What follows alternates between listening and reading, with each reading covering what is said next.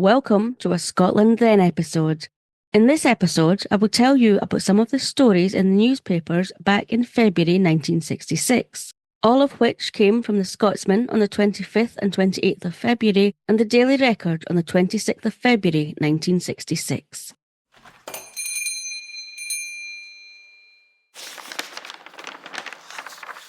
The first article that caught my eye came from the Scotsman on the 28th of February, but it wasn't the title of the article that I was drawn to, but the picture of a wee 2-year-old boy on a train gazing up into the eyes of an elderly guard on the last train from Aberdeen to Ballater, with the wee boy, Neil, being the youngest passenger on this train.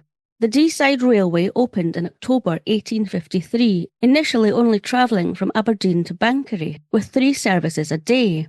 Upon the railway opening in October 1853, Queen Victoria and Prince Albert, who had bought Balmoral Castle in 1848, which is situated about 8 miles west of Ballater, also travelled on this train, although the special Queen's carriage terminated just outside of Aberdeen at Ferry Hill, instead of the main railway station in Aberdeen. In 1855, this service was extended to 5 services a day, and then the line itself was extended to Aboyne in 1859, which is about 18 miles east of Balmoral Castle, so the railway was getting closer to the castle. Then in October 1866, the line was extended to Ballater, which became the Royal Station, completing the line, and being about 43¼ miles, or 69.6 kilometres long, and the passenger trains taking between 1 hour 50 minutes or 2.5 hours to complete the journey. However, despite the royal carriage, which was used by Queen Victoria and Prince Albert once a year until his death, then by Queen Victoria twice a year, going direct from Ballater to Ferry Hill, which was about 42.5 miles and 68.4 kilometres, as the Queen did not like speed, it took about 1 hour and 15 minutes to travel this distance. Queen Victoria used the Deeside Railway from its opening until 1900, just a few months before she died. A special daily messenger train also ran on this line when the royal family were at Balmoral, with the last messenger train running in 1938. However, back to the article in February 1966, and the last ever train from Aberdeen to Ballater, with Queen Elizabeth II having used the last royal train in October 1965, a few months earlier. Apparently there were fantastic scenes at Ballater when the last train ended its Deeside Railway journey, including many railway enthusiasts who travelled there for the occasion, with one veteran railway worker commenting, "If half of those here had used the line when it was still running, it would not be closing tonight." However, it seemed a few hours before there was still some debate about the closure of the Deeside Railway, with a meeting being held in Aboyne where a petition of 200 signatures against the closure of Deeside Railway was presented, with a local MP being criticised for having done very little and deciding to handle communication with Parliament on his own and not working with a local railway preservation committee.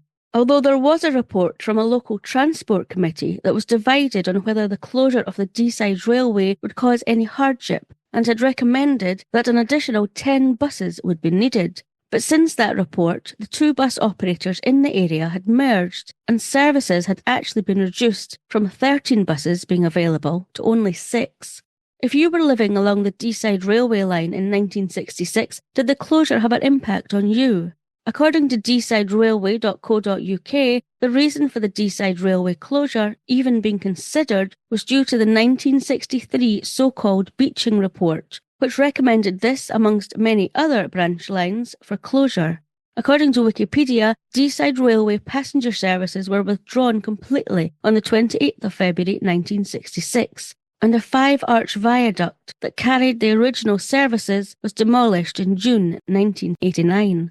However, a very small, 1-mile portion of the original route still exists today as the Royal Deeside Railway, which Royal Deeside Railway Preservation Society plan to extend further in the future. The next story came from the Scotsman on the 25th of February, with the article being titled, "Term in Homicide Case Halved Due to Unique Circumstances." The victim was the wife of Thomas Morris, although for whatever reason this article doesn't actually mention Thomas's wife's name. Apparently Thomas, 42 years old, and his unnamed wife had been happily married for about 20 years and had 2 sons who were 16 and 12 years old. This apparent, perfectly harmonious marriage came to an abrupt end on the 29th of August 1965 when Thomas's wife died, following extraordinary special circumstances, which were thus. Thomas and his wife went to a party on the 28th of August, and during the party the couple had an argument, ending with Thomas slapping his wife across the face, with it being debated in court whether he had slapped her in order to bring her to her senses when she had apparently become hysterical, or whether this slap had been given in anger. Whatever happened, the pair went home and the quarrel continued, with Thomas being seen, although it didn't say by who, pulling his wife from the bedroom by her neck into the hall, causing her to fall back and strike her head on a cupboard door.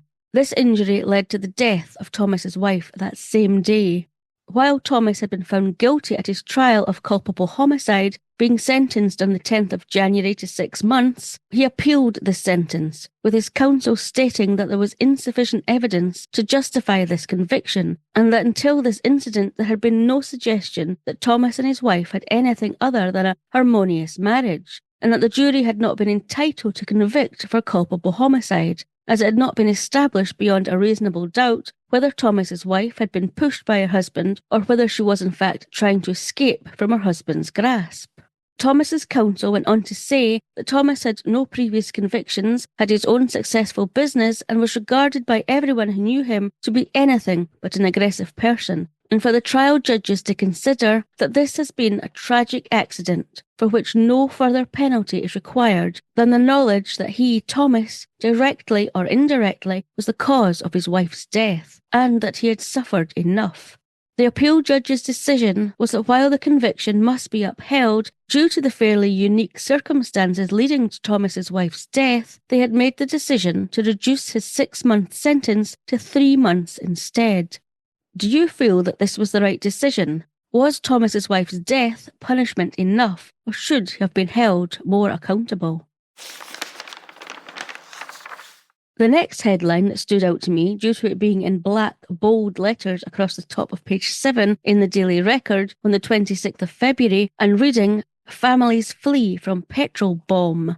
This potential disaster took place at Calderwood service station in East Kilbride, when a tanker loaded with 4,000 gallons of fuel burst into flames, while the driver, Joseph Boyle, was working on top of the tanker. Imagine the shock of the service station boss, Mr. Nisbet, that night when he left the service station and everything was fine, only to return 5 minutes later and be faced with utter chaos.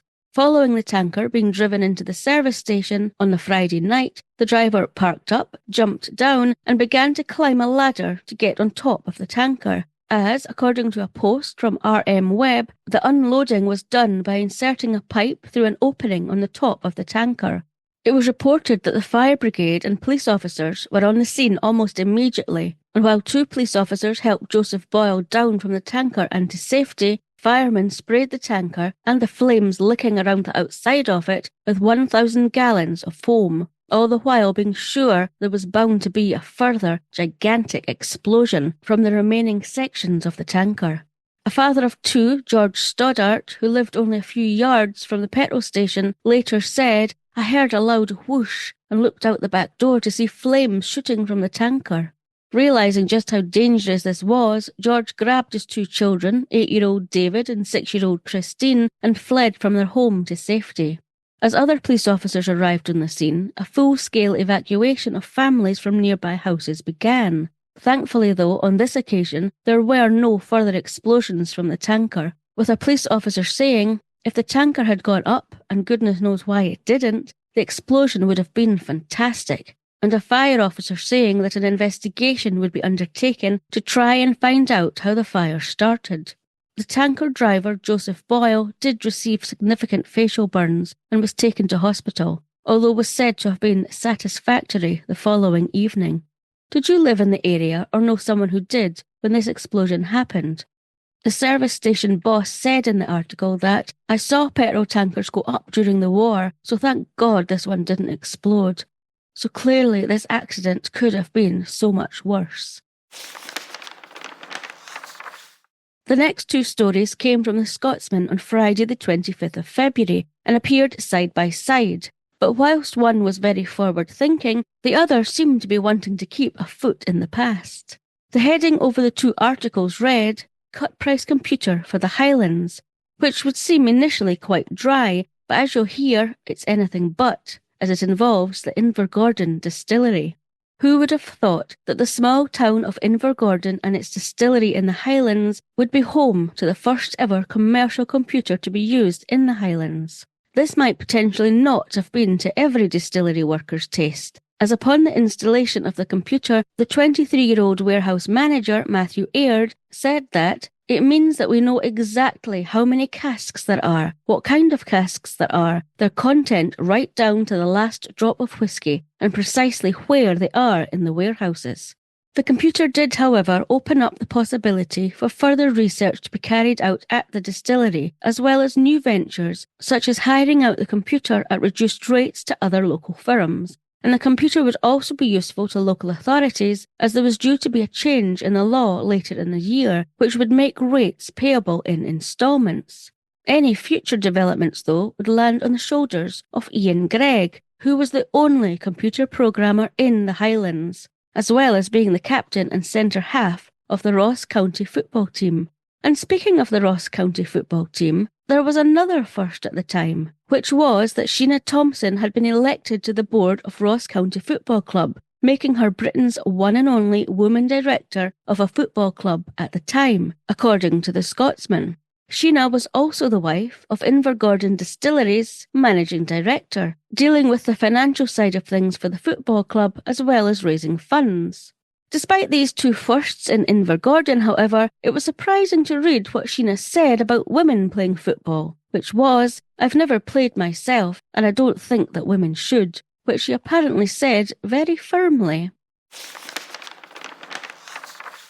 And finally, a wee glimpse into what would have been your Saturday TV entertainment back on Saturday the 26th of February 1966. Well, the first things I noticed was that not only did TV viewing not start until noon, but when it did start, there were only two channels to choose from, BBC and STV. Can you imagine that nowadays? So it looked like most of Saturday afternoon TV on both channels until about 5:15 p.m. were sports programmes such as boxing, golf, ice skating, athletics, wrestling and ice hockey, to mention a few, with the first non-sport programmes starting at 5:15, The Flintstones on STV and Doctor Who on BBC. These programmes were then followed by the news. Before, on the BBC, you would have been entertained with Jukebox Jury, which was a music panel show which ran from 1959 to 1967, Dixon of Dock Green, which I've heard of but haven't seen, I suppose it's an early version of The Bill, Bertram Mills' Circus, The Black and White Minstrel Show, which was a British light entertainment show which ran for 20 years on the BBC, and Bewitched, which I have heard of Bewitched and I've watched it. Then there was the news at 9:20 p.m. On STV, there'd be Thank Your Lucky Stars, which I'd not heard of, but apparently it was a British television pop music show which aired between 1961 and 1966, kind of like Top of the Pops, I guess. Followed by the early evening film at 6:35 called Where No Vultures Fly, starring Anthony Steele, Dinah Sheridan and Harold Warrender, which was followed by Morecambe and Wise, Peyton Place and Scott Sport, before the news at 9:55 p.m. For the remainder of the night on BBC until 10:50 p.m. when TV viewing closed, there was the World Figure Skating Championships, the Dick Van Dyke Show, with Dick still being about today at the ripe old age of 99, having just had a birthday, and Sports Reel.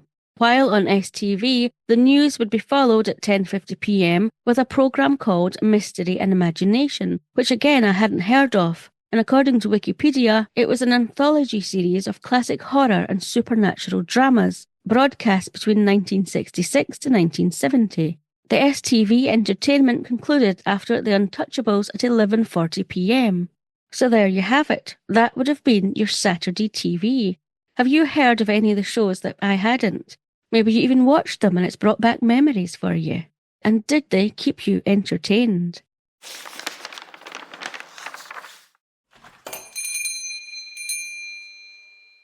So that's just some newspaper stories from February 1966, but there were so many more stories that I just couldn't tell you. If you're interested in finding out more about what happened in the past, the website I use for research is the British Newspaper Archive. I pay a subscription because I use it quite a lot, but there are over 4 million free-to-view pages, covering not just Britain and Ireland, but the Caribbean, India and more. If finding out more about the past interests you too, then I have an affiliate link for you, which you can find in the show notes or at scottishmurders.com. I hope you enjoyed this week's Scotland Then from 1966. A new Scottish Murders episode, the last of 2024, will be released next week, which will be an unresolved murder case in Glasgow from 1985, with the murder weapon being a machete. So until next time, I've been your host, Dawn.